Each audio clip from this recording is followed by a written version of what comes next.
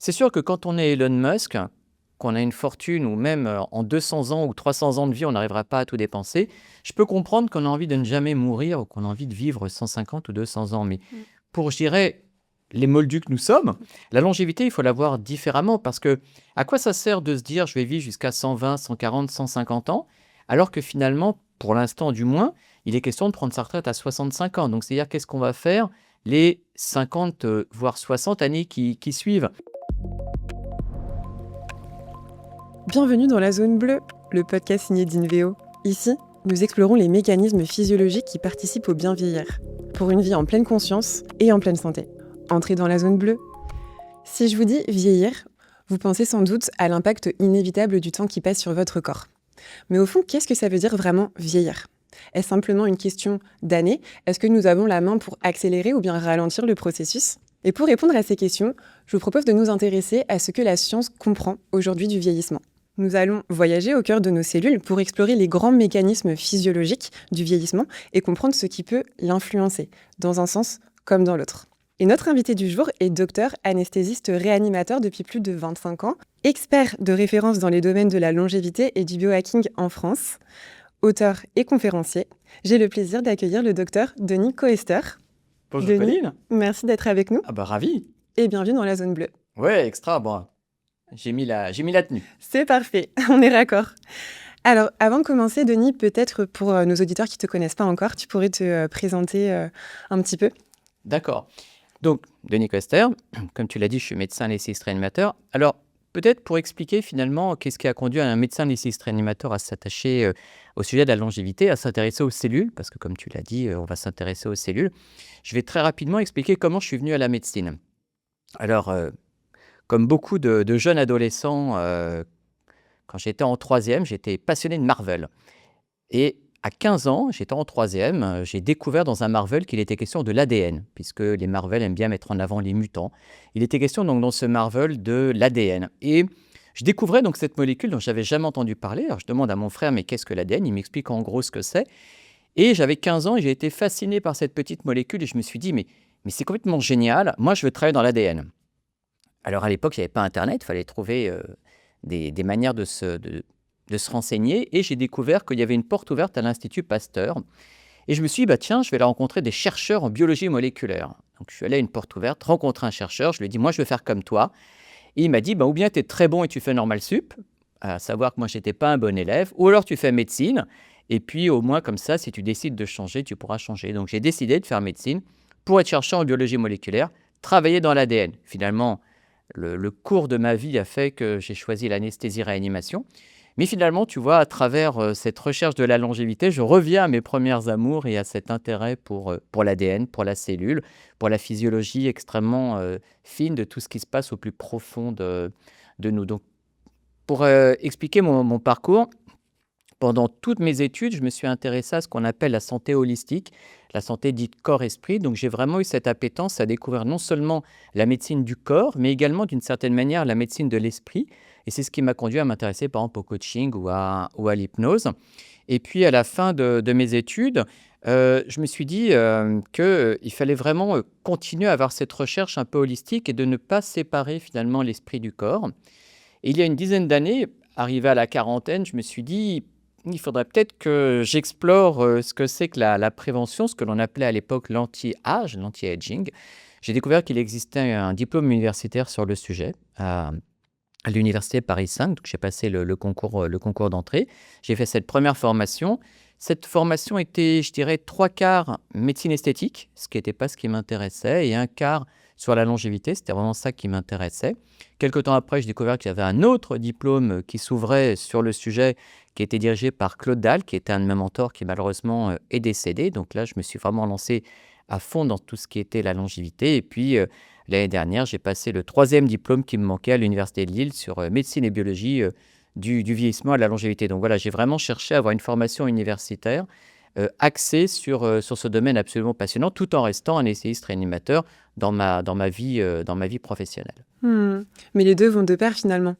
Oui, complètement, parce qu'en fait, quand on est anesthésiste réanimateur, forcément, on doit endormir, voire réanimer des personnes qui, bien souvent, ont un état je dirais, pathologiques de base parce qu'ils ont des maladies chroniques. Maladies chroniques qui sont bien souvent la conséquence, on pourrait presque dire aussi la cause, mais on en discutera, mais du vieillissement.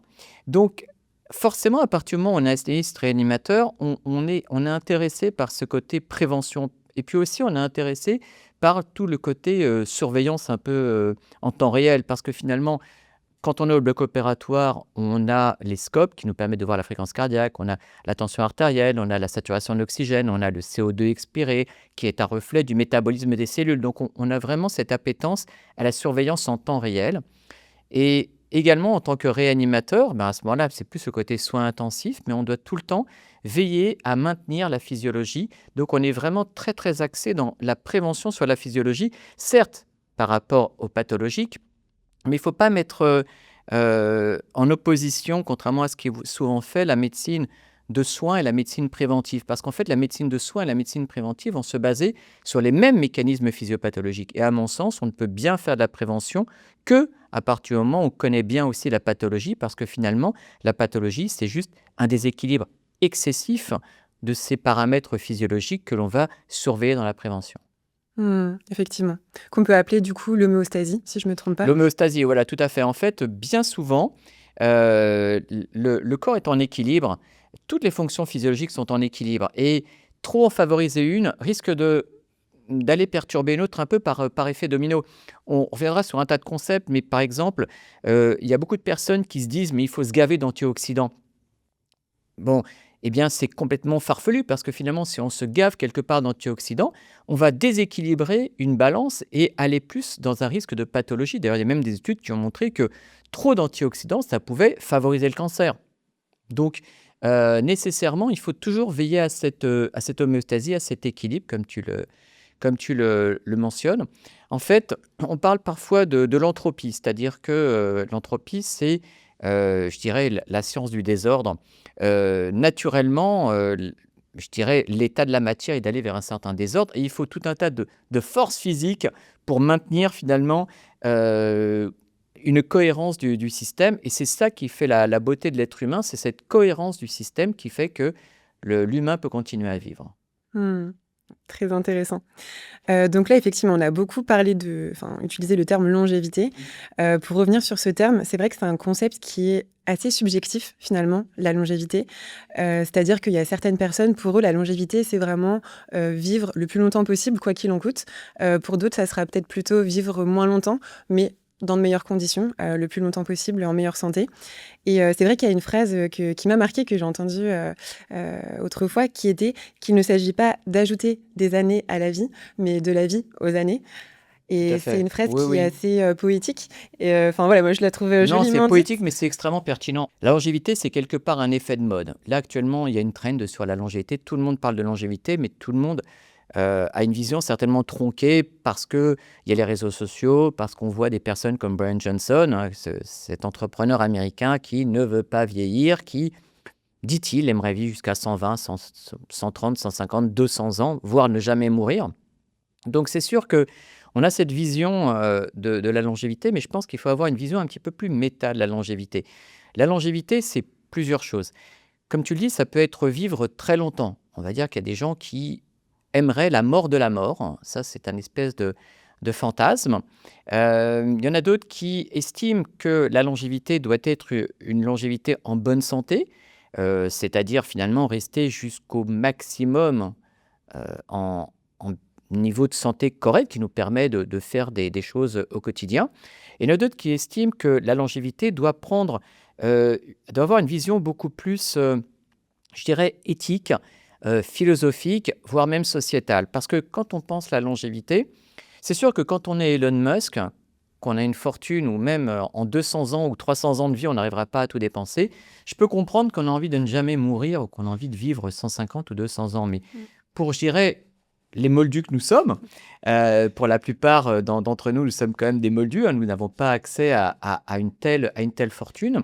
La longévité, il faut la voir différemment parce que à quoi ça sert de se dire je vais vivre jusqu'à 120, 140, 150 ans, alors que finalement, pour l'instant du moins, il est question de prendre sa retraite à 65 ans. Donc c'est-à-dire qu'est-ce qu'on va faire les 50, voire 60 années qui suivent. En fait, le problème par rapport à ça, c'est que la science évolue bien plus vite que l'éthique, les mœurs et la société. Les gens veulent vivre longtemps, mais qu'est-ce qu'on propose? Qu'est-ce qu'on propose aux personnes? C'est quoi le but de la vie? Donc ça veut dire, après 65 ans, on prend notre retraite et après on va passer 60 ans finalement à glander devant les réseaux sociaux, devant des séries. Est-ce que ça a du sens? Donc je pense qu'il faut vraiment voir la longévité non pas uniquement comme un but, mais plutôt comme un moyen d'épanouissement personnel. Moi, j'aime bien souvent dire aux personnes qui m'interrogent sur la longévité, mais quel est votre pourquoi? Qu'est-ce que vous voulez faire? C'est ça. Quel est votre why? C'est pas moi, c'est Simon Sinek qui dit ça. Start with why. Quel est votre pourquoi? Qu'est-ce que vous voulez faire? Quel est le sens que vous voulez donner à tout ça? Moi, je suis absolument persuadé que une des prochaines évolutions de la longévité va être un côté beaucoup plus philosophique, éthique, voire spirituel, mais en tout cas plus de se poser la question du sens de tout ça et pas juste faire vivre nos cellules le plus longtemps possible. Je pense que personne n'a envie de vivre jusqu'à 120 ans comme Jeanne Calment et passer 20 ans dans un EHPAD. C'est un non-sens. Pour moi, le range intéressant, c'est finalement quand tu regardes autour de toi les personnes âgées, grosso modo, jusqu'à 80 ans, les personnes vont plutôt pas mal. Enfin, à peu près. Ouais. Et souvent, à partir de 80 ans, malheureusement, c'est la débandade. Et entre 80 et 85 ans, en général, c'est une évolution extrêmement défavorable. Déjà, rien que le fait de dépasser de 10 ans cette évolution, je trouve vraiment que ça serait super. Moi, j'ai pas de problème à mourir. Ça me pose pas de problème existentiel. J'ai un problème à ne pas vivre intensément. Et je pense que c'est vraiment comme ça qu'il faut voir les choses. Non pas seulement voir la finalité, mais plus le quotidien. C'est pour ça, comme tu le disais, je m'intéresse non seulement à la longévité, mais aussi au biohacking. Donc, on va revenir après à la définition du biohacking, mais pour moi, le biohacking, c'est censé aussi faire en sorte d'aller vers une optimisation au maximum au quotidien de sa vie, tant sur le plan physique que mental, de manière à avoir une vie la plus intense et la plus, je dirais, belle possible, nonobstant d'aller chercher la longévité. D'ailleurs, cette idée dont je parlais de passer finalement d'une vie en santé, ou du moins plus ou moins en santé, de 80 à 90 ans, aux États-Unis, ils ont estimé que ça permettrait une économie de 300 000 milliards de dollars. Donc, le marché est absolument colossal. Et ça, je pense que c'est vraiment bien plus pertinent que l'idée d'aller vivre jusqu'à 120 ou 150 ans, ce qui, à mon sens, n'a pas beaucoup de raison d'être. Ah oui, puis là, en plus, économiquement parlant, on se pose la question si Bien sûr. Déjà, on a c'est l'impression qu'on est possible. trop nombreux. Déjà, on a l'impression qu'il n'y a pas forcément à manger pour tout le monde. Déjà, il y a énormément de laissés pour compte. On a une natalité aussi qui baisse. Et finalement, à partir du moment où on se dit, je vais vivre jusqu'à 120 ans, 150 ans, est-ce qu'on aura vraiment envie d'avoir des enfants? Et puis, jusqu'à quel âge on va s'autoriser à avoir des enfants? Avant, les personnes avaient des enfants vers entre 15 et 20 ans, disons, parce qu'ils savaient qu'ils allaient mourir à 40. Mais si tu sais que tu vas mourir à 150 ans, et mettons qu'on peut, par manipulation, te laisser fertile jusqu'à 100 ans, tu pourrais très bien dire, finalement, je vais attendre mes 100 ans avant d'avoir un enfant. Je pense que quelque part, là, je vais peut-être être un peu philosophique, mais la beauté de la vie est quelque part aussi le fait de savoir qu'elle va se terminer un jour. Mais ça, c'est un point de vue personnel. Je le partage aussi. Tout à l'heure, tu parlais du biohacking. Justement, je pense que ça peut être intéressant juste de revenir sur la définition du biohacking et quelle est finalement la différence entre ces deux termes. Est-ce que le biohacking est forcément au service de la longévité ou est-ce qu'il peut exister du biohacking seul? Et à l'inverse, est-ce que la longévité passe forcément par du biohacking? Le biohacking, c'est donc la prise de contrôle de notre vie à travers la prise de contrôle de notre biologie. Tout ça à travers ou bien des routines naturelles, des compléments alimentaires, voire des médicaments, voire la technologie, voire la biotechnologie. Donc, je veux dire, en soi, le biohacking n'a pas de limite. On appelle parfois Brian Johnson le biohacker de l'extrême. Donc, finalement, le biohacking ne se limite pas à ce qu'on peut croire parfois, ce qu'on peut voir parfois chez certains influenceurs qui parlent d'un biohacking naturel. Le biohacking naturel, ça ne veut strictement rien dire. Le biohacking, ce n'est pas de la naturopathie. De dire qu'il faut bien manger, bien dormir, pas trop stresser, faire du sport, c'est pas du biohacking, ça c'est l'hygiène de vie de base. Non, le biohacking finalement n'a pas spécialement de limite. L'idée c'est vraiment de chercher à voir comment on peut optimiser l'être humain tout en gardant justement ce côté éthique. Je rappelle un concept simple. Nous avons une génétique, c'est-à-dire notre ADN. Nous sommes donc issus de notre ADN, ADN du papa, ADN de la maman. C'est ce qui fait notre propre ADN. Et finalement, on hérite des des traits génétiques de nos aïeux, etc. Et on pourrait se dire que c'est une fatalité qu'on hérite de ces gènes et donc on va avoir tel et tel problème. Par exemple, je suis gros, ben, c'est normal, mon grand-père était gros, mon arrière-grand-père était gros, tout le monde était gros. Donc ça, c'est ce qu'on peut appeler la fatalité génétique. Ce qui est intéressant, c'est que, tu le sais, il y a ce concept d'épigénétique, c'est-à-dire par notre comportement, par notre mode de vie, on peut modifier l'action et l'expression de certains gènes. Et à ce moment-là, finalement, on retrouve une certaine liberté, je dirais presque une certaine souveraineté. Pour moi, le biohacking, c'est quelque part une souveraineté biologique. Nous sommes toujours soumis à un système, à un monde, à une politique, etc. Notre seule souveraineté, c'est notre souveraineté biologique et nous avons moyen de prendre le contrôle, partiellement bien sûr, de notre biologie. Et pour moi, c'est ça le biohacking. C'est comme ça que je le définis. Alors, il y a peut-être d'autres personnes qui ont d'autres définitions, mais en tout cas, moi, c'est comme ça que je vois le biohacking. Alors, à la question, est-ce que biohacking, c'est forcément la longévité? Non. Le biohacking, c'est rechercher au maximum, tout en étant respectueux de notre propre nature humaine, toujours chercher à optimiser notre corps et notre esprit. Alors l'idée, c'est pas d'aller vers une course effrénée qui nous rendrait dépendants de cette course effrénée, parce que finalement, si on cherche à ne pas vivre, de se forcer à vivre, ça devient totalement délirant. Mais en fait, je prends souvent l'exemple des bodybuilders. Les bodybuilders s'injectent des produits qui sont absolument pas naturels pour hacker leur biologie, pour avoir des muscles absolument énormes. Mais ça, finalement, c'est du biohacking, c'est-à-dire qu'ils vont manipuler leur propre expression génétique quelque part en s'injectant des produits de manière à avoir de très gros muscles. Ils font parfois ça au détriment de la longévité. Mais je reviens à ce que je disais, l'important c'est quel est ton why.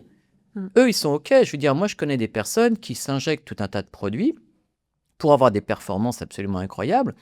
Et quand on leur dit, bah oui, mais tu risques de mourir plus tôt, ils disent, mais et alors, c'est pas gênant. Tout comme tu peux voir des personnes qui sont obèses ou qui fument et qui continuent à manger n'importe quoi. Et tu peux te dire, mais pourquoi vous continuez? En fait, si les gens te disent, mais moi, je n'ai pas envie de sacrifier mes plaisirs et mon hédonisme au quotidien pour un hypothétique avenir dont je ne suis même pas sûr.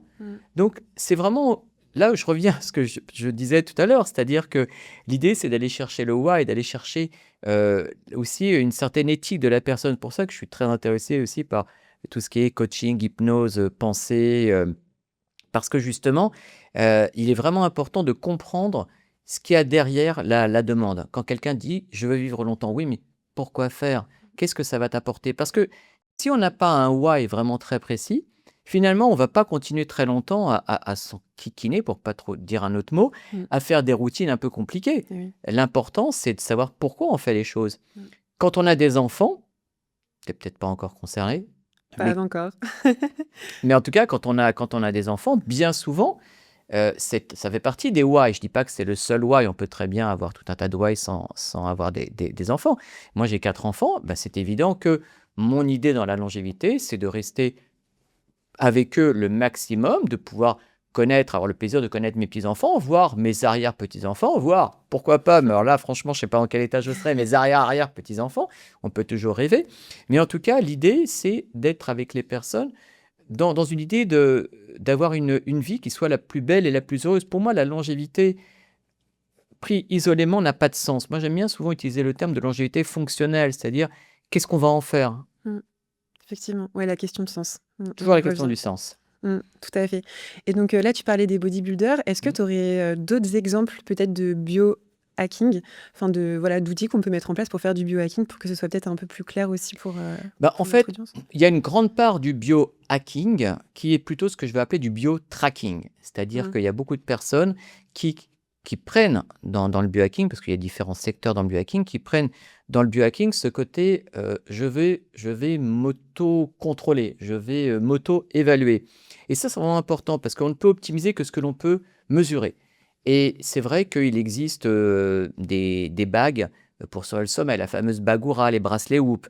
Bon, en sachant que même si la Bagoura est peut-être ce qu'il y a de plus performant par rapport au sommeil, elle loupe quand même quelques phases et parfois elle surévalue la quantité de sommeil. Donc tout n'est pas vraiment juste en termes absolus par rapport à tous ces trackers.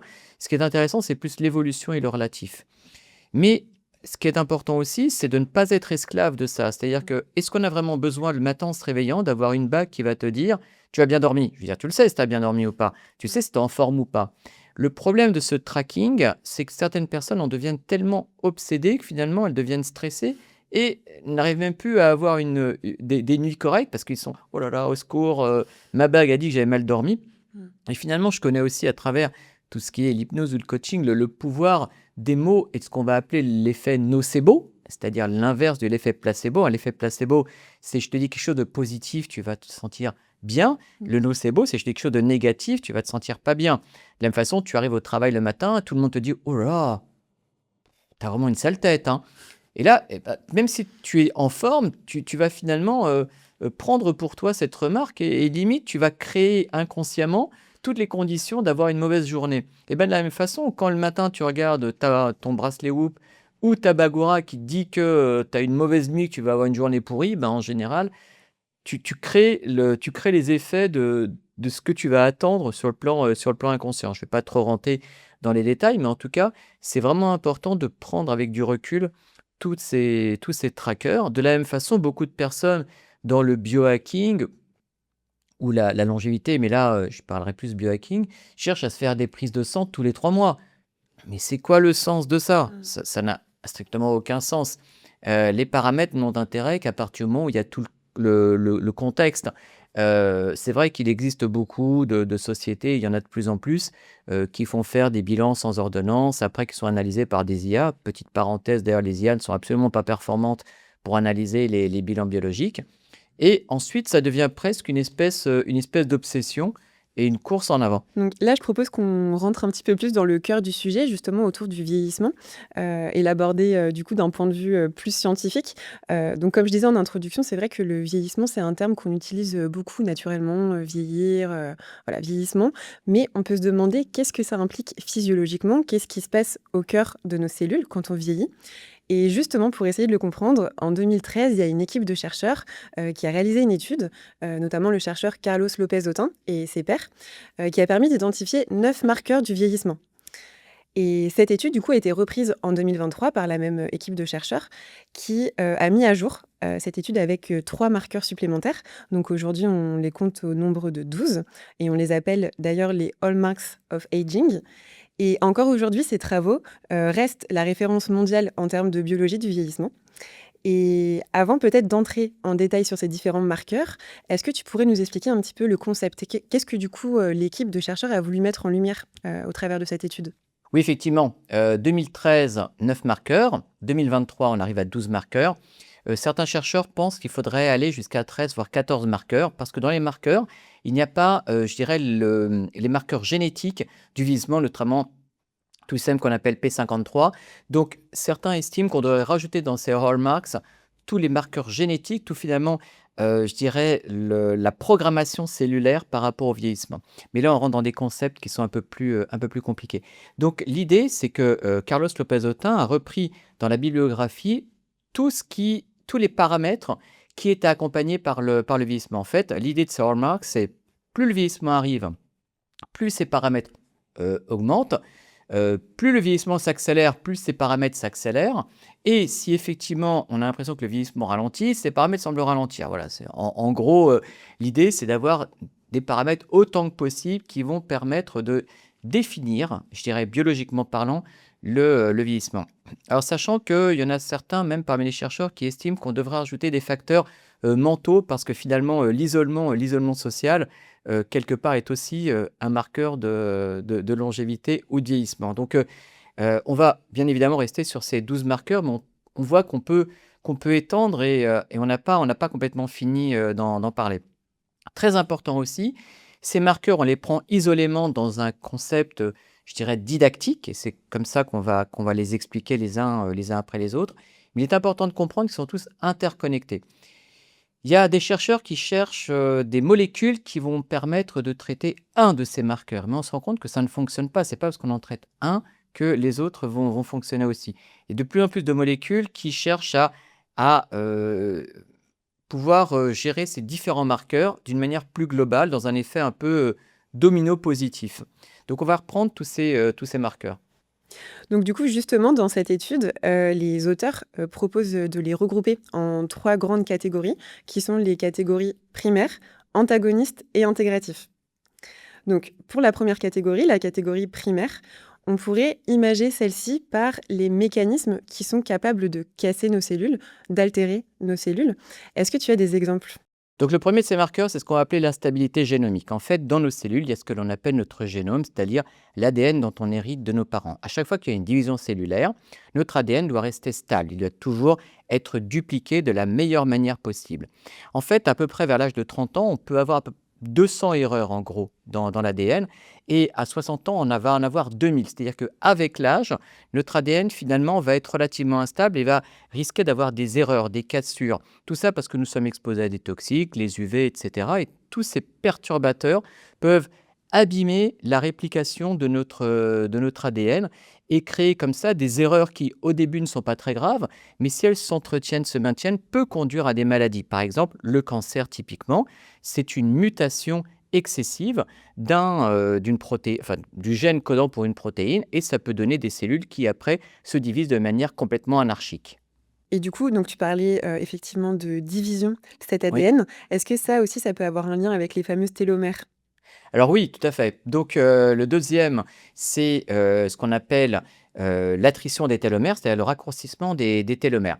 En fait, notre ADN est regroupé sous forme de chromosomes. Nous avons 23 paires de chromosomes, donc nous avons 46 chromosomes et pour maintenir finalement ces chromosomes, je dirais intacts, il y a au bout ce que l'on appelle les télomères. Les télomères, c'est un petit peu comme ces capuchons en plastique qui sont au bout des lacets pour éviter que les lacets s'effilochent. C'est exactement la même chose.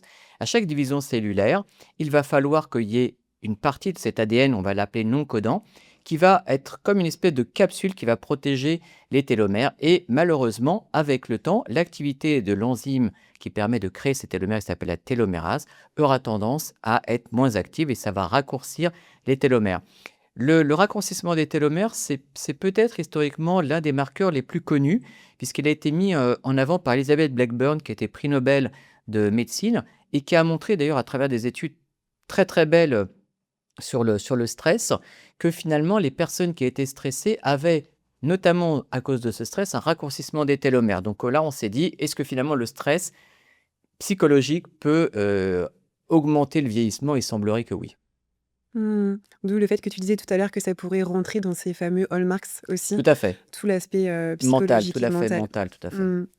Tout à l'heure, on parlait aussi rapidement de enfin, tu l'as mentionné, Mmh. l'épigénétique. Oui. Il me semble que c'est aussi un des fameux, hallmarks primaires? Oui, tout à fait. Donc l'épigénétique, c'est, toute l'évolution de l'expression de notre génome en fonction de notre environnement. Nous avons un environnement, qui, par nos actions ou pas parce que, on est soumis à celui-là, va modifier l'expression de nos gènes. En fait, je dis toujours que le biohacking, pour reprendre le terme biohacking, c'est maîtriser au maximum notre environnement, qu'il soit externe ou interne. Notre environnement externe, ça va être le stress que nous allons subir, ça va être les UV, ça va être les toxiques, ça va être même les gens que nous allons croiser. Ça, c'est notre environnement externe. Tout le stress que nous pouvons subir, c'est notre environnement externe.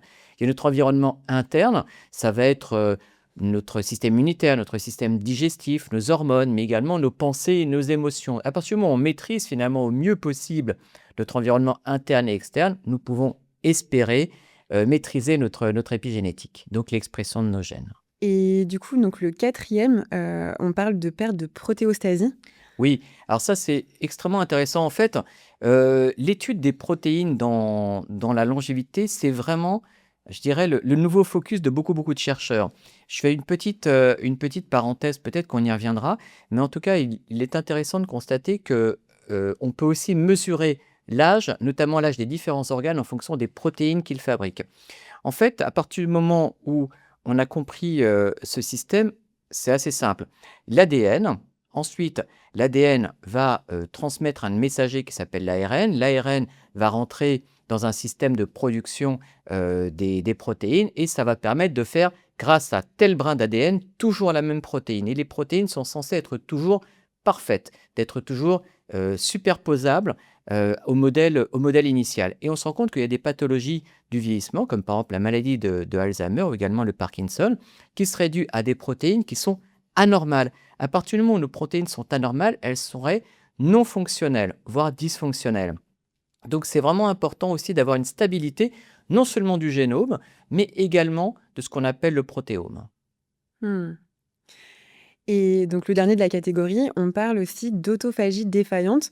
Donc ça, si on pourrait donner une petite image, ce serait en fait le nettoyage cellulaire, l'autophagie. Oui, en fait, très naturellement, nos cellules ont tendance à se digérer entre guillemets elles-mêmes à chaque fois qu'elles deviennent dysfonctionnelles. Ça, c'est ce qu'on peut souhaiter. C'est d'ailleurs quelque chose qui est recherché notamment dans le jeûne. Ça, on pourra y revenir. Mais en tout cas, cette idée de se dire qu'à partir du moment où une cellule est vieille, fatiguée ou malade, elle peut être digérée, elle peut s'auto-détruire quelque part et être digérée de manière à pouvoir être recyclée. Quand ce système fonctionne moins bien, ce qu'on appelle l'autophagie dysfonctionnelle, et ben forcément des cellules qui devraient être détruites ne le sont pas. Donc là, voilà, on vient de voir cette première catégorie, les primaires.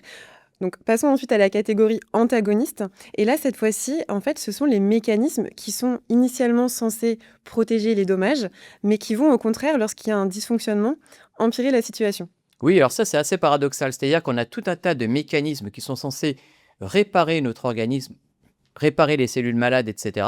Et souvent, ça peut devenir dysfonctionnel, et là, effectivement, ça va accélérer le vieillissement. Donc là, le premier qu'il mentionne dans l'étude, c'est la dérégulation de la détection des nutriments. Oui, en fait, quand nos cellules, évidemment, elles ont besoin d'énergie pour se diviser, pour se reproduire. Cette énergie, elle est apportée non seulement par l'alimentation, mais également par l'oxygène. Finalement, il faut comprendre que pour qu'une cellule se divise, elle a besoin d'énergie. Cette énergie, elle est créée à partir d'un tout un système qu'on appelle le cycle de Krebs qui va permettre la production d'ATP, donc d'énergie cellulaire.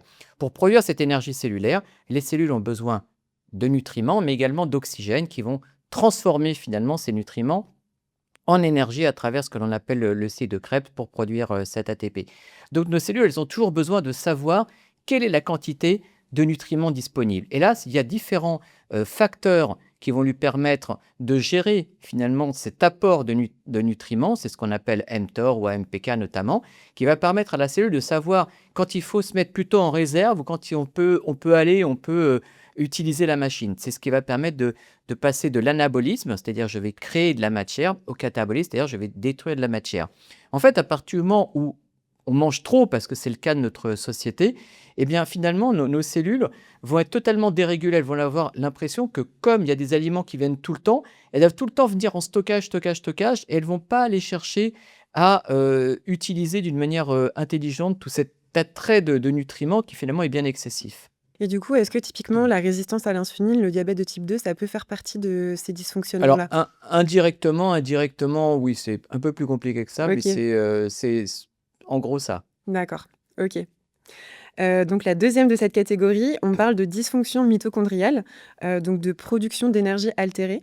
Voilà, donc quand je l'expliquais juste avant, nos cellules ont besoin d'énergie, cette énergie cellulaire fabriquée à partir de cette réaction chimique qu'on appelle le cycle de Krebs. Ça me rappelle ma première année de médecine, on devait se taper toute la réaction du cycle de Krebs, c'était totalement joyeux. En tout cas, quoi qu'il en soit, cette réaction se passe dans un certain organisme cellulaire qu'on appelle la mitochondrie. En fait, dans une cellule, il y a différentes parties. Il y a le noyau qui contient l'ADN, il y a la mitochondrie qui se charge de la production d'énergie. Il y a le réticulum qui va permettre de créer les protéines. Donc, chaque organisme cellulaire a sa spécialité. La spécialité pour l'énergie, c'est la mitochondrie. La mitochondrie, historiquement parlant, ce sont des bactéries qui se sont liées aux cellules animales dans ce qu'on va appeler une relation de symbiose et d'apport mutuel, une relation win-win, qui fait que finalement la cellule animale va apporter à manger à la mitochondrie va produire de l'énergie. Donc cette relation qui est apparue finalement il y a je ne sais pas combien de milliers ou de milliards d'années, nous permet de vivre, d'avoir de l'énergie, à la différence des cellules végétales qui, elles, font leur énergie grâce à la photosynthèse, hein, grâce à la lumière du soleil. Et ces petits organismes mitochondries, finalement, qui sont comme des espèces d'usines à l'énergie, si elles commencent à être défectueuses, alors effectivement, il va y avoir moins de production d'énergie. Moi, je suis absolument persuadé que c'est vraiment une des branches de la médecine de l'avenir, cette médecine mitochondriale. Et d'ailleurs, justement, est-ce que c'est pas lié à tout ce qui va être, enfin, c'est pas ce qu'on appelle la respiration cellulaire, justement, la capacité à utiliser l'oxygène depuis Oui, qu'on alors tout a... à fait. En fait, il y a ce que j'appelle l'équation de la vie. Alors, je vais pas aller trop en détail, mais en fait, globalement, tout ce que nous mangeons contient du carbone, de l'hydrogène et de l'oxygène. par exemple le glucose, C6H12O6. Donc, tout ce que nous mangeons contient du carbone, de l'hydrogène et de l'oxygène. Eh bien, si on mélange ça dans un shaker avec de l'oxygène qu'on respire, ça va produire de l'énergie cellulaire sous forme d'ATP et ça va produire des déchets. Alors, il y a des déchets qui sont très simples, le CO2 qu'on expire, le dioxyde de carbone que l'on expire, c'est un déchet de la production d'énergie cellulaire. La vapeur d'eau aussi que l'on expire quand on fait de la buée, on expire de la vapeur d'eau, c'est un reflet de notre énergie, de la production de notre énergie cellulaire. Et ça va produire aussi des déchets qu'on va appeler les oxydants, d'où l'intérêt de prendre les fameux antioxydants. C'est pour éliminer ces fameux déchets produits par nos mitochondries.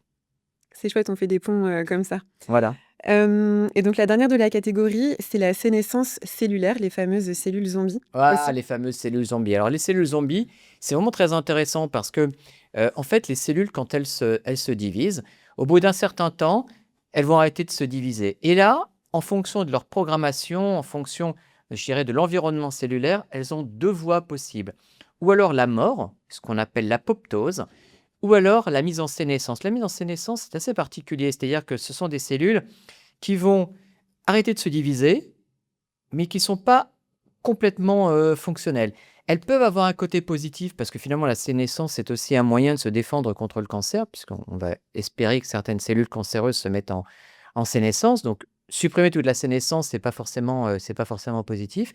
Mais en tout cas, le problème, c'est que ces cellules sénescentes, elles produisent, je dirais, des substances qui peuvent potentiellement agresser toutes les cellules autour, ce qu'on appelle les SASP. Et ces SASP risquent justement de contaminer, je dirais, toutes les cellules qui se trouvent autour. Donc, une des voies de recherche, c'est justement de diminuer ces protéines sénescentes, bon, en sachant que l'idée, comme je te disais, c'est pas complètement de les supprimer, bien évidemment. Hmm. Donc là, on passe à la dernière catégorie de marqueurs. On l'a dit tout à l'heure, les intégratifs. Alors eux, c'est vraiment plus des marqueurs d'ordre systémique, c'est-à-dire qu'ils vont impacter le corps entier et le rendre globalement plus défaillant. Donc là, le premier, on parle d'épuisement des cellules souches. Alors là encore, c'est très intéressant parce on revient à la cellule. En fait, quand on réfléchit, moi, je suis assez fasciné par la biologie. Je trouve ça tellement incroyable. On se dit quand même qu'à la base, il y a le spermatozoïde du père et l'ovule de la mère. Ça crée un œuf, ça crée une cellule unique qui est ce qu'on appelle totipotente. C'est-à-dire à partir d'une cellule unique, on crée un être humain. Moi, je trouve ça complètement fou parce que les premières cellules sont toutes complètement identiques, sauf que progressivement, elles vont commencer à se différencier.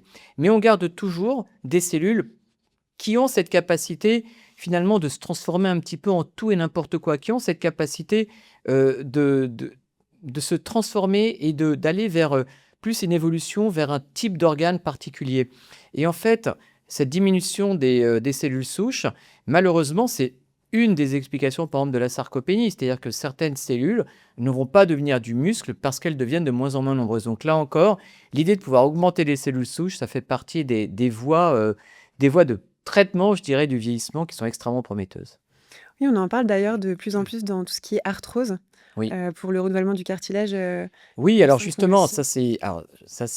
c'est vraiment intéressant. Pour la petite histoire, moi, j'ai eu quelques accidents et avec mes genoux sont un peu en vrac. Ça fait pas très longévité, mais j'ai les genoux un peu en vrac et malheureusement, j'ai des débuts d'arthrose parce que j'ai pas été, je me suis blessé, j'ai pas été très malin dans ma rééducation. Quoi qu'il en soit, j'ai des débuts d'arthrose et donc pour l'instant, je fais ce qu'on peut faire quelque part de mieux actuellement comme traitement, c'est ce qu'on appelle du PRP, c'est-à-dire que je me fais injecter, et c'est totalement autorisé bien évidemment, mon propre plasma dans le genou parce que dans notre plasma, il y a tout un tas de facteurs qui vont permettre la régénération cellulaire. Mais c'est vrai que l'avenir, ça va être les cellules souches. En fait, on a des cellules souches, notamment dans la moelle osseuse, on peut récupérer des cellules souches notamment au niveau de la crête iliaque. L'idée, ça serait de les mettre en culture et de se les injecter dans le genou. C'est la prochaine étape, mais pour l'instant, c'est malheureusement pas légal en France. C'est vrai que ça fait Donc très j'attends. Brian Johnson, là, pour le coup. Ouais, mais je trouve ça complètement génial. Non, mais Mm. j'adore cette idée de se dire qu'on a en nous des moyens incroyables de se réparer. Déjà, rien que le fait que quand on se coupe, la peau se referme, déjà rien que ça, je Ouais, trouve ça absolument incroyable. totalement. Ensuite, on parle aussi, on entend beaucoup en ce moment, le terme inflammaging. Oui, Donc là, cet état d'inflammation de bas grade. Euh, oui, alors Qu'est-ce que tu peux me dire par là? c'est un peu le terme un peu fourre-tout. En fait, Mm. effectivement, c'est le terme à la fois avec inflammation et aging. L'idée, c'est qu'il y a cette inflammation de bas grade, c'est-à-dire que finalement, bien souvent par l'alimentation, mais ça peut être par d'autres systèmes, on a une espèce d'inflammation dans le corps. L'inflammation en soi, c'est une très bonne chose. On parlait tout à l'heure du système immunitaire. L'inflammation est la première phase de l'immunité. Quand tu te piques, la première chose qui apparaît, c'est une rougeur, une chaleur, un gonflement. Et ça, c'est de l'inflammation. C'est-à-dire que immédiatement, une fois que tu t'es piqué, mettons avec l'épine d'une rose, tu as tout un tas de cellules qui viennent, qui vont créer de l'inflammation, donc qui ont créé une espèce de protection contre l'agression. Le problème, c'est quand cette inflammation devient négative. C'est notamment, par exemple, ce qu'on a vu dans le Covid. Je fais juste une petite parenthèse. Mais les gens ne mouraient pas du Covid. À l'époque du Covid, j'étais en réanimation et les personnes qui mouraient du Covid ne mouraient pas directement du virus lui-même, mais plus de l'excès d'inflammation au niveau des poumons. C'est-à-dire qu'au niveau des poumons, il y avait tout un espèce d'œdème qui se créait en réaction au Covid. Et cet œdème, finalement, empêchait quelque part l'oxygène de pénétrer dans l'organisme. Donc l'inflammation, c'est super, mais quand elle est non contrôlée, eh ben, ça peut être délétère. L'inflammation, quand elle est aiguë, là encore, c'est super. Quand elle devient chronique, ça peut devenir délétère. C'est le cas, par exemple, de l'arthrite. L'arthrite, c'est une inflammation chronique. Quand on parle de la polyarthrite, c'est une inflammation chronique. Effectivement, avec le temps, cette inflammation peut se retourner contre nous-mêmes. Hmm, on comprend mieux. Il y a aussi l'histoire de la communication intercellulaire altérée. Très intéressant aussi, en fait, nos cellules, et là encore, c'est quelque chose d'absolument magique, elles communiquent entre elles. Elles communiquent directement à travers la paroi, elles communiquent à travers des signaux, des messagers, elles communiquent à travers les hormones. Donc nos cellules communiquent. Et bien forcément, comme elles sont en lien les unes avec les autres, si cette communication est altérée, chaque cellule ne sait plus trop bien comment ça se passe autour. C'est un petit peu comme, finalement, on imagine une armée et chacune des unités ne pourrait pas communiquer, on ne pourrait pas aller combattre d'une manière efficace. Il faut voir ce problème de communication comme ça. Alors ça peut être dû à des toxiques qui pourraient abîmer les récepteurs cellulaires. En fait, autour de nos cellules, il y a donc cette paroi qui contient des récepteurs. Et quand ces récepteurs ne font pas bien leur boulot, les cellules sont un petit peu aveugles aux signaux qui peuvent être envoyés. Ok, très clair. Et le dernier, la dysbiose. Là, ça nous parle peut-être un petit peu plus parce qu'on Ah, en ça parle te aussi. parle, toi, beaucoup plus. Oui, c'est possible. Mais voilà, c'est un terme peut-être un petit peu moins scientifique, si je peux dire. Enfin, en tout cas, plus commun. Donc là, on parle du coup du déséquilibre du microbiote intestinal. Oui, alors c'est très intéressant. Ça fait aussi, là encore, partie des phases de recherche qui sont assez intéressantes. On se rend compte, par exemple, que les super centenaires, donc ceux qui arrivent à dépasser 110 ans, ont un microbiote assez particulier. Et on a aussi testé ce qu'on appelle les greffes fécales, c'est-à-dire, bon, c'est pas très classe, hein, c'est l'histoire de prendre du microbiote d'une personne, enfin, disons très clairement des selles hein, d'une personne, et de les transférer chez quelqu'un d'autre. Ça a été fait chez les souris avec effectivement de l'efficacité. Alors, est-ce que l'avenir, c'est d'aller se prendre des gélules, des selles de Jeanne Calment conservées dans un frigo? Je ne suis pas tout à fait sûr. Mais en tout cas, c'est une voie de recherche qui est vraiment intéressante. En sachant que chez l'homme, ça paraît pas aussi merveilleux que ça parce que c'est pas parce qu'on nous donne le microbiote de quelqu'un qui va vraiment se diviser et s'entretenir chez nous. Donc pour l'instant, c'est une vraie recherche qui est relativement imparfaite. Fascinante, mais imparfaite. Hmm. Il y a une question que je me pose, puisque parfois j'aime bien mettre derrière des expressions courantes, en fait, qu'en dit la science. Et il y a cette expression qui est mourir de vieillesse. Et en fait, je me suis demandé, mais qu'est-ce que ça veut vraiment dire, mourir de vieillesse? Est-ce que finalement c'est possible? Parce que quand je pense à mourir de vieillesse, j'imagine par exemple quelqu'un dans son sommeil, tranquillement, d'avoir son cœur qui s'arrête, etc., sans douleur, sans souffrance.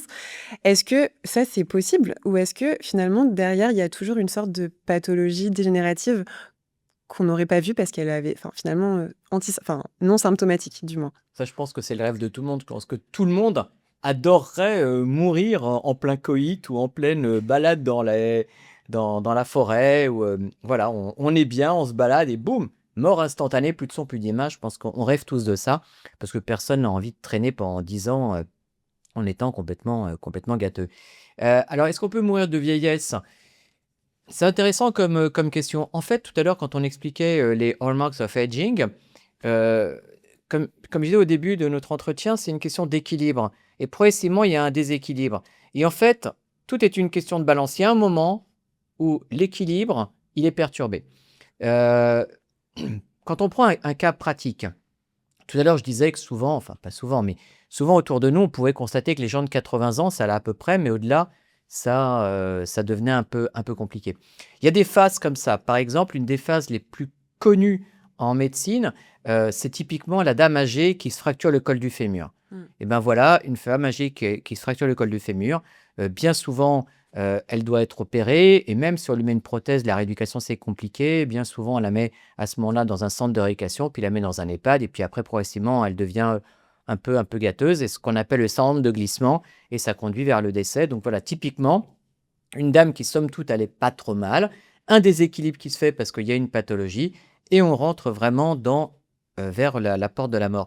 C'est vrai pour la fracture du col du fémur, c'est vrai aussi, par exemple, pour un infarctus, c'est vrai pour un déséquilibre d'un diabète, en tout cas, ou une infection, en tout cas.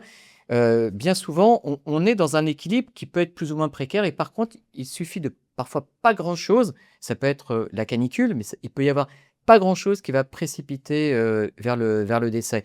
Donc finalement, on ne meurt pas vraiment de vieillesse, on meurt parce que à un moment ou à un autre, la balance va trop dans un sens et l'équilibre ne se fait plus. Donc on ne meurt pas vraiment de vieillesse, on meurt d'une progressive dysfonctionnement des organes. Tout à l'heure, je parlais notamment du fait qu'on pouvait mesurer l'âge biologique, mais je pense que tu voulais y revenir. Mhm. En Tout à fait. fonction des protéines qui sont produites par tel ou tel organe, en fait, nos organes ne vieillissent pas tous à la même vitesse. C'est-à-dire que tu peux très bien, mettons, j'ai n'importe quoi, être marathonien et avoir 40 ans, être marathonien et avoir un cœur de 30 ans, mais par exemple, tu t'exposes toujours au soleil et tu vas avoir une peau de 60 ans. Oui. Je suis un peu caricatural, Mm. mais en tout cas, tous nos organes ne vieillissent pas de la même manière.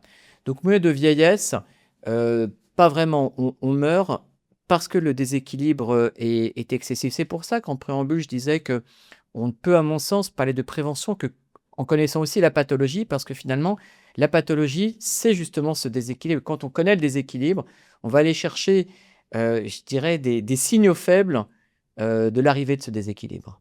Là, si je résume, donc le vieillissement, c'est un avancement de ces marqueurs-là qu'on vient de citer. Et est-ce qu'il est possible de faire reculer ces marqueurs, autrement dit, d'inverser le vieillissement?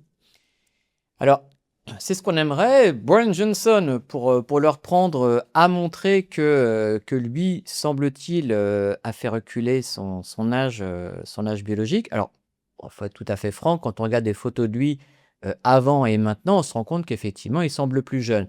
Bon, après, on adhère ou on n'adhère pas à ce qu'il fait, mais maintenant, on le trouve complètement foufou, Brian Johnson. Mais sauf dans 10 ans, on voit tous ce qu'il fait. Actuellement, lui, ça lui coûte 2 millions de dollars par an, ça se trouve. Dans 10 ans, ça coûtera 1000 euros et on sera tous OK pour faire ça.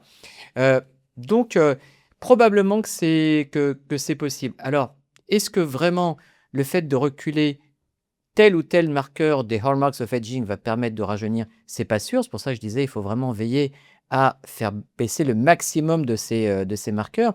Maintenant, il est important aussi de comprendre que on parle souvent de longévité, mais pour vivre longtemps, il ne faut évidemment pas mourir.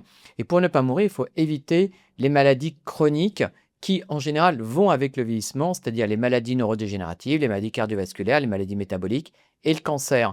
Donc, est-ce qu'on peut faire reculer le vieillissement? Peut-être, mais la première chose pour faire reculer le vieillissement, c'est déjà la prévention de ces maladies chroniques. Hmm.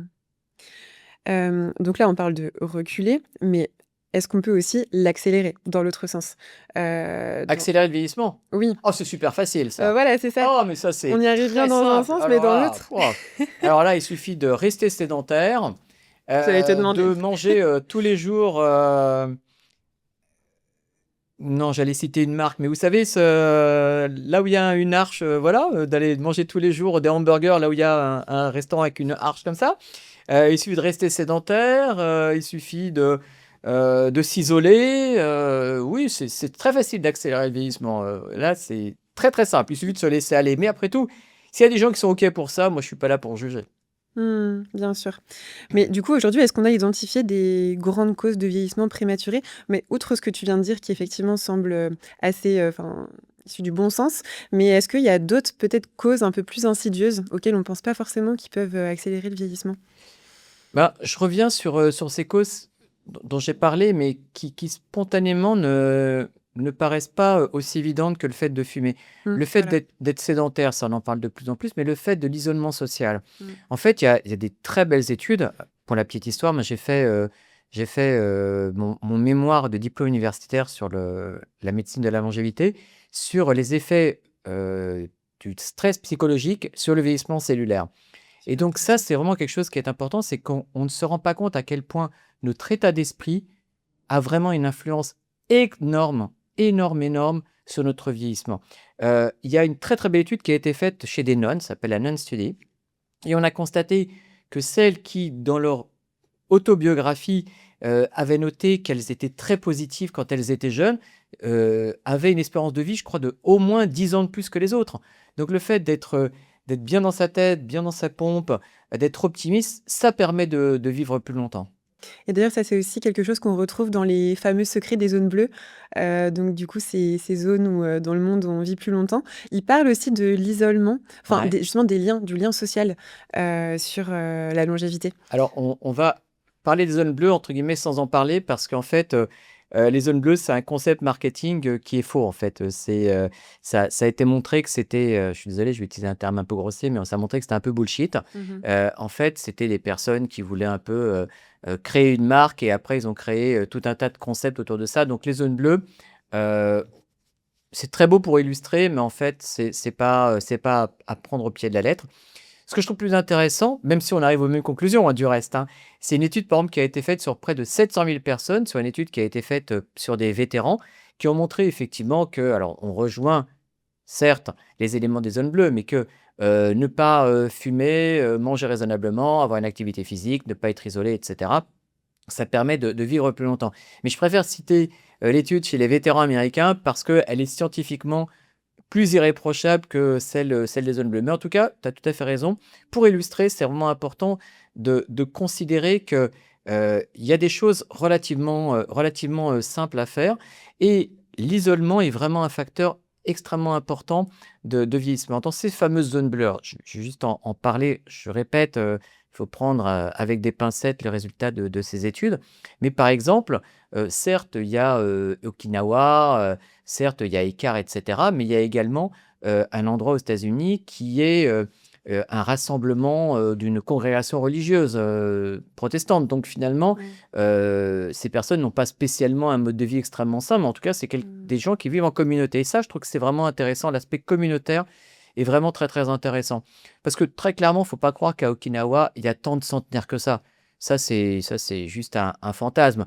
Il faut quand même voir qu'il y a beaucoup de ces zones où on parle de centenaires ou de super centenaires, où finalement, il y a des vrais problèmes au niveau de l'état civil. Alors, c'est sûr que quand on ne connaît pas la date de naissance d'une personne, on peut imaginer qu'il est né il y a 200 ans. Mais en tout cas, voilà. Alors que sur les vétérans américains, c'est vraiment quelque chose de beaucoup plus fiable. Ok, intéressant.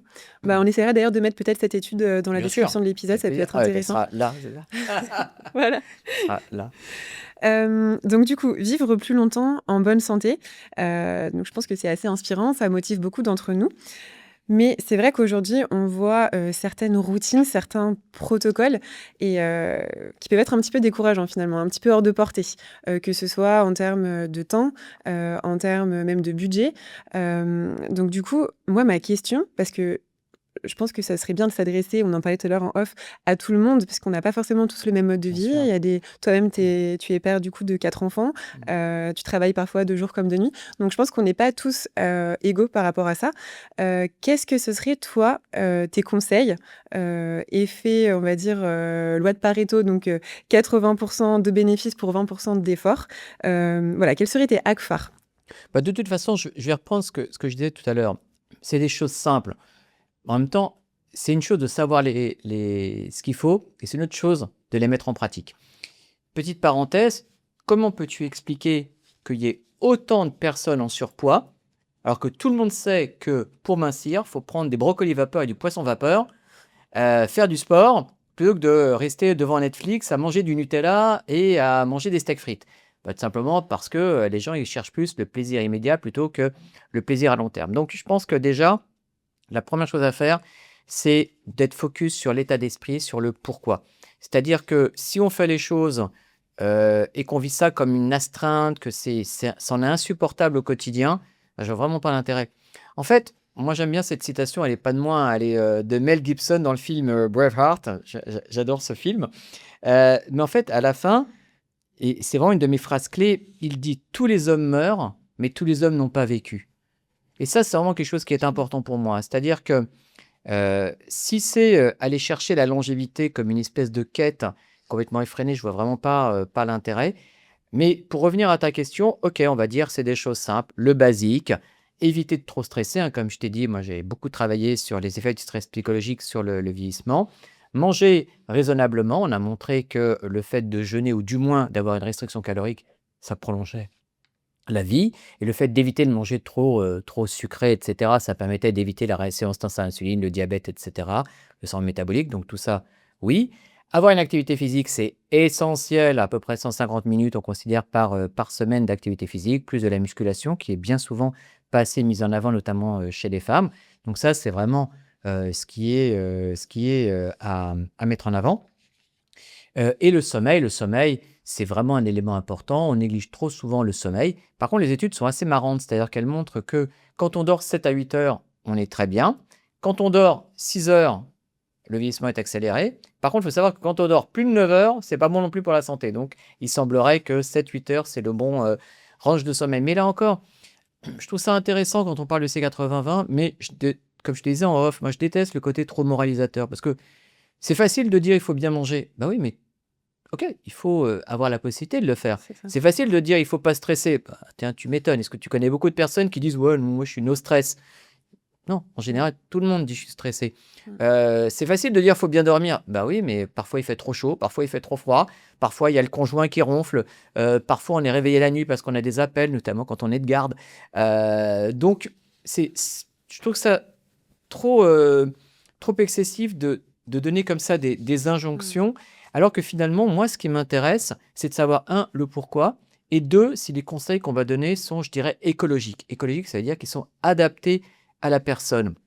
Moi, franchement, quand il y a des personnes qui me posent des questions sur la longévité, eh ben, je peux avoir affaire à des gens qui ont 25 ans, qui sont célibataires sans enfants, qui sont sportifs, qui sont voire encore étudiants, qui ont finalement un niveau de stress qui est pas très élevé, et eux, ils vont avoir une idée, de la longévité qui va être, très fantasmatique.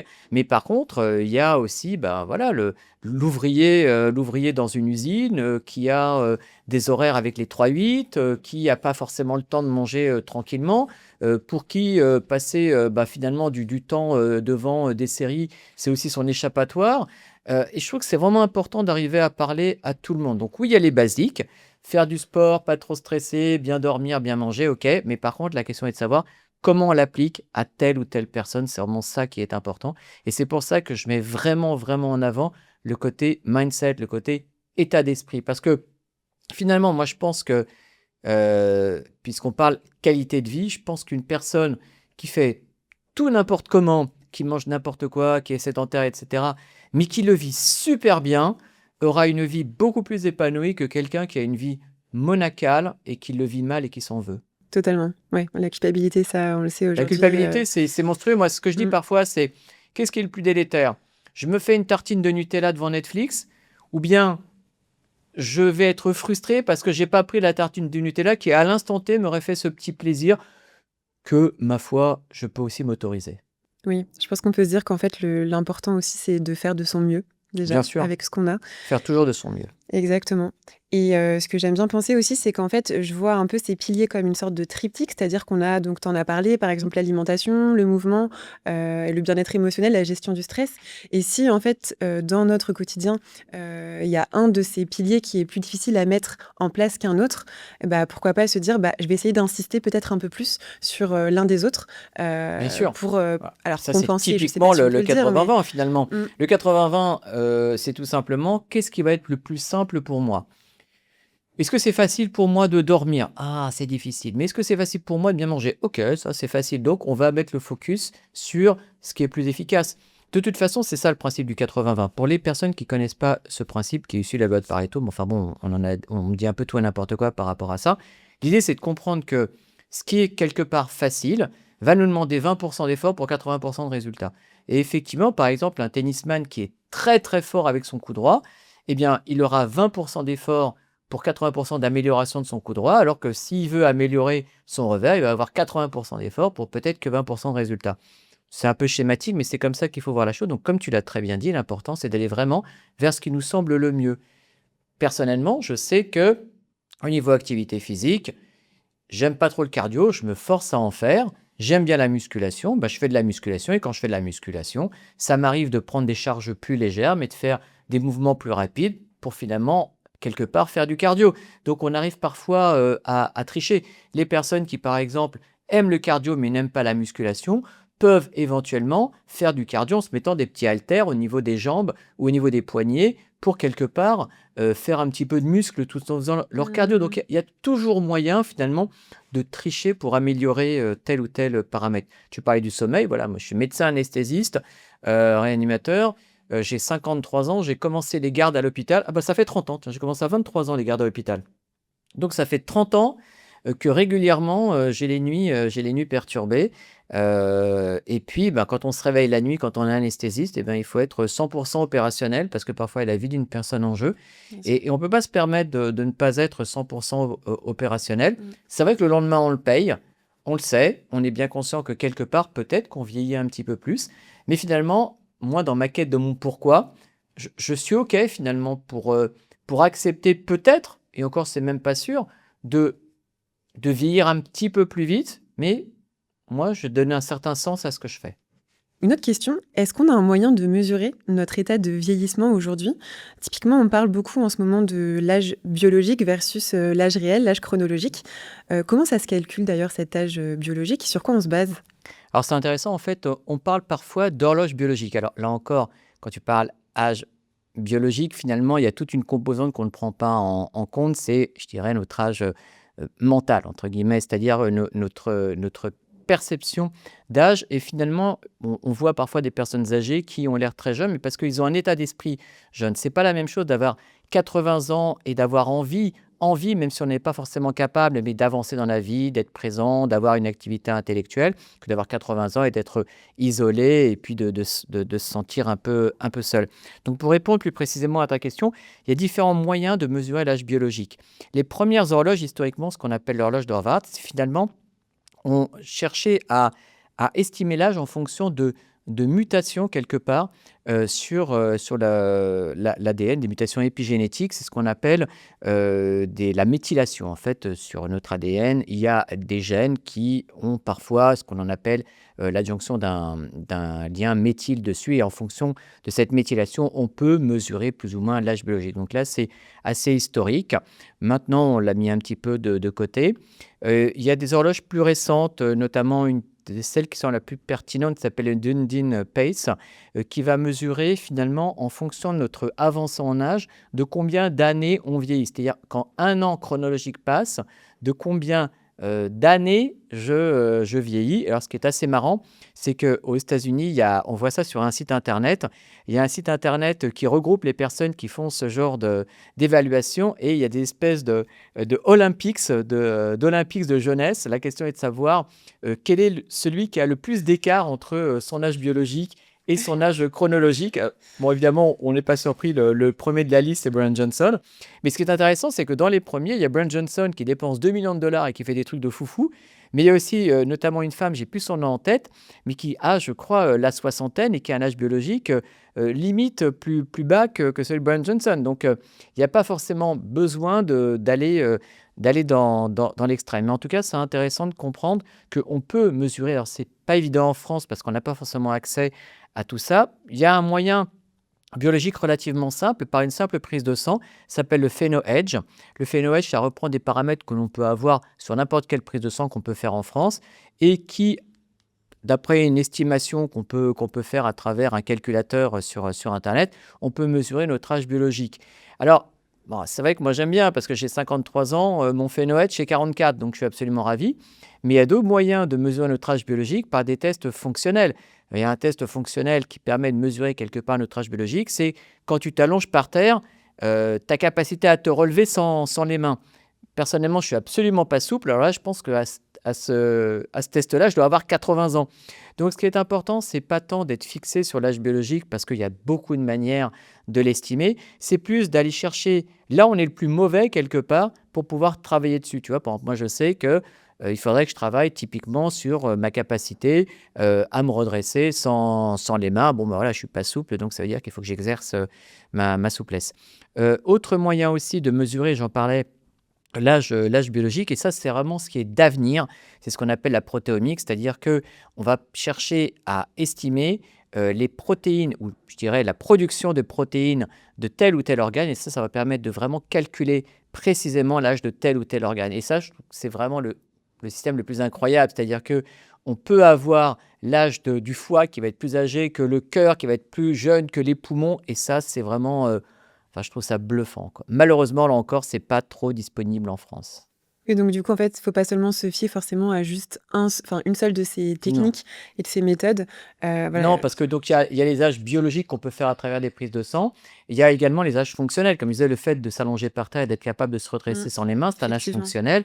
Après, on parle beaucoup, c'est très à la mode de la VO2 max, hein. La VO2 max, c'est un test que l'on peut faire sur un vélo ou bien sur un tapis. On va pousser la machine à fond et on va voir la consommation d'oxygène maximale que l'on peut utiliser. Et ça, effectivement, ça fait partie des marqueurs de la longévité, en sachant qu'évidemment, quand on est un peu plus âgé, qu'on a des raideurs aux genoux ou quoi que ce soit, on va peut-être pas forcément pouvoir aller à fond. Donc la VO2 max, c'est quelque chose qui est bien quand on est capable de faire ce test, mais on peut être gêné pour des questions fonctionnelles, et ça n'empêche pas pour autant qu'on peut avoir une bonne capacité cardiovasculaire. Mmh, intéressant.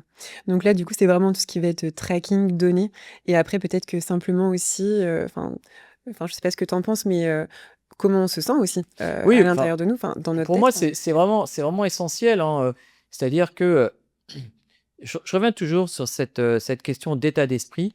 Quand on dit, être vieux ou être jeune, c'est dans la tête, c'est finalement relativement vrai. D'ailleurs, c'est à partir de cette phrase que j'ai eu l'idée, de faire mon mémoire, de mémoire universitaire sur, les effets psychologiques, enfin les effets plutôt biologiques du stress psychologique.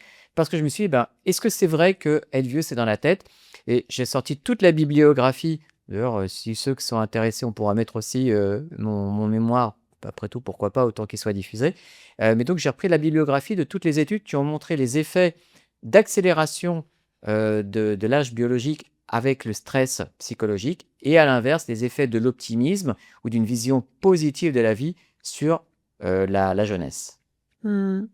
Et c'est parfait, tu me permets de conclure justement, de boucler la boucle. Alors là, merci beaucoup.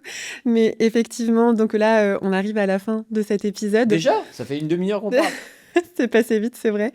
Mais c'est vrai que moi, ce qui m'a, traversée là pendant notre discussion, c'est que en fait, je trouve qu'il y a vraiment finalement une distinction à faire entre vieillissement et longévité. Pour moi, c'est 2 termes en fait différents. Enfin, je m'explique. Dans le sens où le premier est plutôt objectif, le deuxième un peu plus subjectif. C'est-à-dire qu'aujourd'hui, le vieillissement, on peut être capable de le mesurer, notamment avec les fameux 12 marqueurs qu'on a évoqués.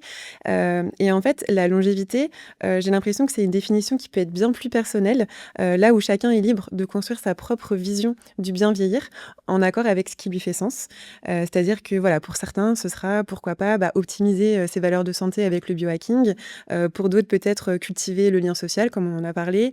Pourquoi pas nourrir sa curiosité intellectuelle, ou développer sa spiritualité, voilà, chercher là où il y a du sens. Et voilà, parce que finalement, la question n'est peut-être pas seulement comment vivre plus longtemps, mais aussi de savoir comment nous souhaitons vivre les prochaines années qu'on a devant nous. Oui, Le mais fameux why. je suis complètement d'accord avec toi. En fait, on est très, très obsédé, enfin, cela dit, moi j'adore la biologie, hein. On est très, très obsédé par la biologie. On a l'impression que la longévité, c'est de la biologie, que le vieillissement doit être quelque chose à bannir. Moi, c'est pas le vieillissement qui me fait peur. Je n'ai pas peur de vieillir. J'ai peur de ne pas avoir la possibilité d'avancer en âge en continuant à marcher, en étant opérationnel. J'ai envie de pouvoir porter mes petits-enfants sur les épaules et de les emmener en balade. Moi, c'est ça qui m'intéresse. Après, bon, avoir des rides, ben, tant pis, être moins, fort, bah, tant pis, mais n'importe quel moment où on met du sens dans tout ça, moi, ça me pose pas vraiment de problème. Et de toute façon, l'âge, c'est quelque chose, qui est extrêmement, personnel. Quand on il y a parce qu'il y a différents âges, hein. Il y a l'âge chronologique, c'est notre carte d'identité. L'âge biologique, c'est ce qu'on va évaluer au niveau des cellules. Il y a aussi l'âge perçu, et quand tu dis à quelqu'un, «Toi, tu te donnes quel âge?» Bah, souvent les gens ils disent: «Ah ouais, moi, dans ma tête», c'est assez marrant parce qu'on sous-estime toujours, notre âge. Alors oui, peut-être Ouais. qu'on croit qu'on peut objectiver l'âge parce qu'on parle de biologie à travers des marqueurs, hein. Tout à l'heure, je parlais des marqueurs avec les protéines, ce sont vraiment les horloges biologiques les plus avancées, parce qu'il y a des horloges épigénétiques qui sont un peu plus anciennes. Mais en tout cas, l'important, c'est d'avoir conscience que notre âge, c'est quelque part quelque chose qui peut aussi un petit peu fluctuer avec le temps. Quand tu travailles le matin, quand tu travailles dans la glace, il y a des moments où tu te sens peut-être plus âgé que d'autres moments parce que tu as meilleure mine, etc. Donc c'est quelque chose qui est assez fluctuant. C'est C'est important vrai. aussi de considérer que notre vieillissement n'est pas quelque chose de linéaire. Notre vieillissement, il a des à-coups. Il y a 2 à-coups. Malheureusement, moi, j'ai passé le premier, c'est 44 ans. C'est le premier à-coup. Donc là, on prend un coup de vieux à 44 ans. C'est comme ça. C'est biologique. On y passe tous. C'est ce qui explique que je suis un peu schématique, mais avant 44 ans, on pouvait aller en soirée, on peut se bourrer là, et ça va à peu près. Mais après 44 ans, ça devient plus compliqué. Même Euh, avant, hein, je pense pour certains. Ouais, non, non, mais T'es en tout gentil. cas, je dirais que biologiquement parlant, notamment la capacité Mm, d'encaisser l'apport de certains toxiques, dont l'alcool, mm. est plus compliqué après 44 ans. Et après, il y a un deuxième pic, on va dire, entre 55 et 60 ans. Donc là, celui-là, je l'attends, donc je me prépare à l'encaisser, celui-là. Mais c'est vrai, tout à l'heure, je parlais des expressions sur lesquelles j'aimais bien voilà, ajouter un peu de sens, mais tu l'as dit, coup de vieux aussi, ça fait typiquement partie des choses. Voilà, de se dire que c'est pas linéaire en fait. Il est possible d'avoir une accélération du coup du vieillissement voilà, de manière vraiment voilà, ponctuelle. Mais en tout cas, voilà, je pense qu'on pourrait en parler des heures. C'est vraiment un sujet passionnant, la longévité. Et en tout cas, merci infiniment, Merci à docteur toi. Denis Coester, pour cette discussion. D'ailleurs, si nos auditeurs souhaitent aller encore plus loin, tu as récemment écrit un nouveau livre. 2 livres. 2 livres, oui, 2 c'est vrai, livres. 2 livres, dont un paru aux éditions Larousse. Prenez votre longévité en main. Voilà, tout à fait. C'est Et un ça. livre chez Erol sur le biohacking. Donc j'ai sorti 2 livres en même temps, et quand on me dit: «Mais comment tu fais pour faire ton métier, 4 enfants et sortir 2 livres?» et ma réponse c'est: «Mais moi je suis biohacké». Bah, voilà. Du coup, ça donne envie d'aller y jeter un œil pour voir comment tu Ouais. fais et d'avoir tous tes conseils. On peut te retrouver également aussi sur tes réseaux sociaux. Ouais, Euh, LinkedIn, Instagram, tout à fait. Ok, on mettra les liens comme Voilà, d'habitude là ou là ou dans, là. dans la description de l'épisode. Et pour du coup les auditeurs les plus curieux, on laissera aussi en description les références des études mentionnées, comme par exemple celle des fameux 12 hallmarks. Et si cet épisode vous a plu, n'hésitez pas à liker, à partager autour de vous, voire à commenter. N'hésitez pas à nous dire à vous quelle est votre définition justement de la longévité, quel est votre why. Ça peut être intéressant justement qu'on discute autour de ça. Et n'hésitez pas également à vous abonner sur votre plateforme d'écoute préférée. Et je vous dis merci pour votre écoute et à très bientôt dans la zone bleue.